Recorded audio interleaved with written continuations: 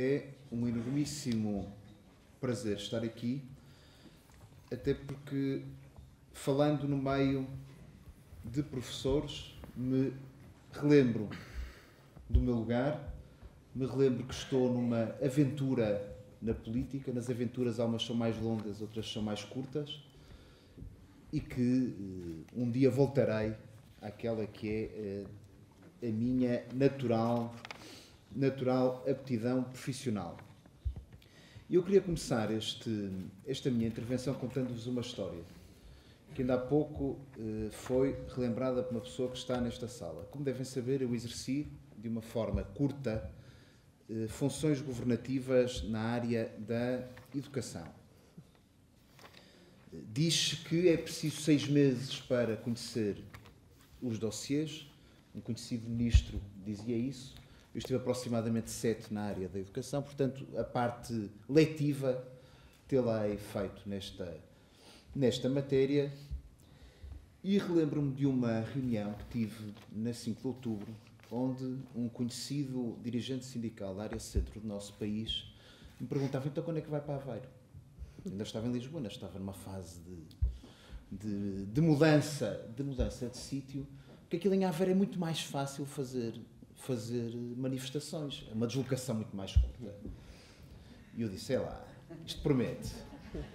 E estabeleci um conjunto de reuniões com os sindicatos, e na minha parte leitiva, nestas minhas funções na educação, aprendi uma coisa: é que há imagens que se fazem que não correspondem à realidade, há intransigências que são vendidas que não são verdadeiras, e se nós tivermos a capacidade, mesmo com algumas ideias diferentes, de estabelecer bases naturais de diálogo, pode haver controvérsia, pode haver diferentes caminhos, mas há, com toda a certeza, a possibilidade de todos ir buscar ideias positivas que cada um de nós traz.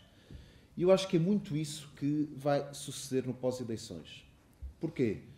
Porque não vai haver aplicação de programas nos estados puros que até agora têm sido apresentados. Porque é natural que os partidos, aqueles que assumirem que o querem fazer, vão ter que dialogar na sequência daqueles que são os resultados, ou que vão ser os resultados do dia 5 de junho, porque estamos a falar de política.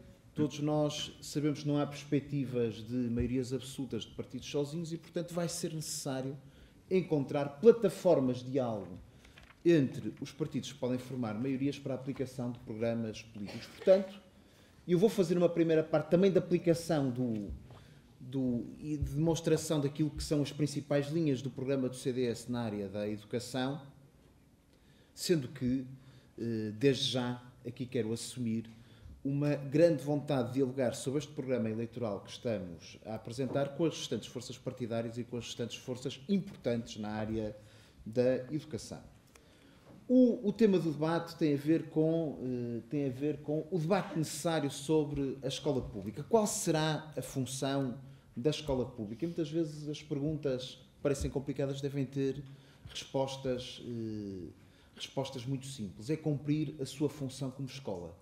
Qual é a sua primeira função como escola? É educar e formar alunos. Dar, uma expressão que é muito utilizada no CDS, o direito a subir na vida através da educação e da formação. E para isso, a primeira medida que eu entendo como essencial que se estabeleça a bem dos alunos, a bem de todo o sistema, é, e já aqui foi aflorada, a da recuperação necessária da autoridade dos professores dentro da sala de aula. O CDS tem como primeiro ponto de partida e políticas essenciais aquelas que estão viradas para as salas de aula, e nas salas de aula estão à segunda-feira de manhã, depois de um conjunto de noticiários, ou às segundas, terças, todos os dias estão os professores, que são eles que têm que entrar, nela e estar perante os alunos. E a mim parece-me que nada pior para essa necessária estabilidade dentro de uma sala de aula do que se ver os responsáveis políticos constantemente encontrarem os professores como bode expiatório para as suas as suas opções políticas e para os confrontos que querem fazer. Recuperada que esteja a autoridade dos professores, eu acho que é necessário fazer mudanças, mas tendo um princípio de estabilidade. Isto é, não vale a pena inventar a roda. Não vale a pena modificar tudo. Um dos grandes problemas que tem tido o nosso sistema educativo até certa altura foi a mudança de ministros. Um ministro que vinha pensava que o melhor era modificar completamente as políticas que o anterior tinha feito. Não parece que seja esse o caminho. E por isso mesmo, para a defesa da autoridade do professor, eu quero deixar aqui 2 elementos que para nós são essenciais. Primeiro, defendendo a figura do diretor de escola, o CDS entende que esse diretor de escola tem de ser um professor. Por questões óbvias, porque para a gestão da escola é necessário conhecer a realidade educativa, é necessário conhecer a realidade administrativa da escola, é necessário compreender a relação com todos os elementos que compõem as escolas e ninguém melhor que os professores para o fazer. Não há aqui qualquer possibilidade de outsourcing nessa matéria. Depois, a defesa dessa mesma autoridade, através de regras claras no estatuto do aluno. Tem sido também uma matéria muito discutida. Quero aqui dar um sinal que as conversas que o CDS teve, por exemplo, com as estruturas sindicais, foram muito importantes para as nossas tomadas de posição, para a nossa reflexão até sobre determinadas medidas com as quais já tínhamos avançado. Segundo grande passo, após a questão que aqui vos falei da autoridade dos professores. Um princípio de avaliação dentro da escola. Mas o princípio da avaliação não é apenas para alguns. Nós queremos que tudo dentro das escolas possa ser avaliado. E, portanto, se queremos tudo, não nos cingimos àquela que tem sido a discussão normal, em que se fala muito da avaliação dos alunos, se fala da questão da avaliação dos professores, e já irei lá para dar uma noção muito direta daquilo que pretendemos, mas o CDS entende que a avaliação dos manuais tem que, de facto, existir, e se calhar existir em moldes diferentes do que aquilo que tem sucedido até agora. A avaliação dos programas que são ensinados aos nossos alunos tem que ser também feita. A avaliação das próprias escolas tem que ser tomada de um modo distinto do que aquilo que tem sucedido até a este preciso momento. E, portanto, este critério geral de avaliação tem que estar presente dentro da política educativa.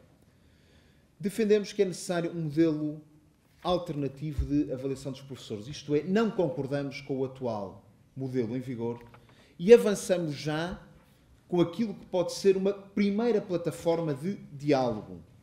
Primeiro elemento de diálogo, que é o do modelo que tem sido aplicado no ensino privado e cooperativo. Apenas como elemento a partir do qual se pode começar a conversar sobre a matéria. Em quarto lugar, e também para a escola pública, consideramos relevante a ideia de autonomia dessas mesmas escolas, apoiando aqueles que sejam os projetos educativos diferenciados que vão surgindo.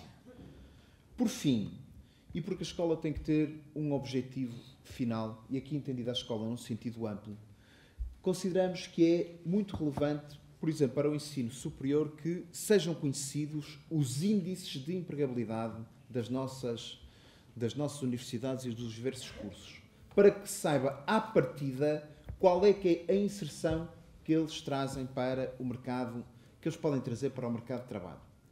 Isto é, a escola não existe por si só, a escola existe para um objetivo.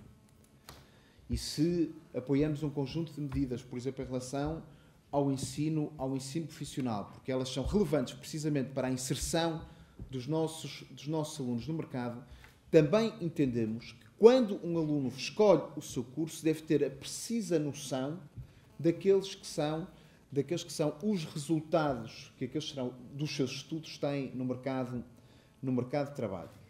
Portanto, para terminar, dizer-vos que estas são umas linhas gerais de um programa para a área da educação. Sempre que se fala em reformas, fala-se em educação. Não deixa de ser curioso que nunca tivemos figuras cimeiras dos partidos. Por exemplo, a área do Ministério da Educação nunca teve um líder partidário como ministro. E acho, com toda a sinceridade, porque o peso político é relevante, que o próximo Ministro da Educação deve ser alguém com bastante peso político. Dando-vos aqui uma mensagem de tranquilidade, eu não me considero alguém com bastante peso político e, portanto,